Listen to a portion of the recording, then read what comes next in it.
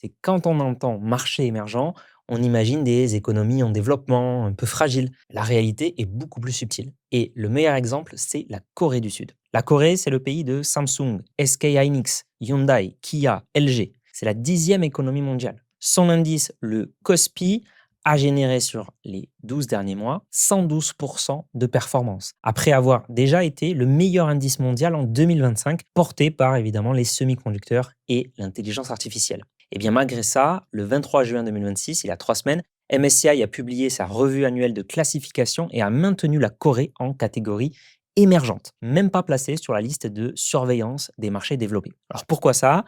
Pas pour des raisons économiques ni financières, mais pour des raisons d'accessibilité de marché. En fait, le won coréen ne s'échange pas librement en dehors des heures d'ouverture de Séoul, ce qui complique la vie des grands fonds internationaux. Donc le PDG de MSCI l'a dit lui-même, économiquement, la Corée du Sud est l'un des pays les plus développés de la planète, mais c'est le fonctionnement de son marché financier qui pose problème. D'ailleurs, chez le concurrent FTSE Russell, un autre créateur d'indices boursiers, la Corée du Sud est déjà classée marché développé. Et dans l'autre sens, eh bien, MSCI vient de promouvoir la Grèce au statut de marché développé, qui sera donc effectif en 2027.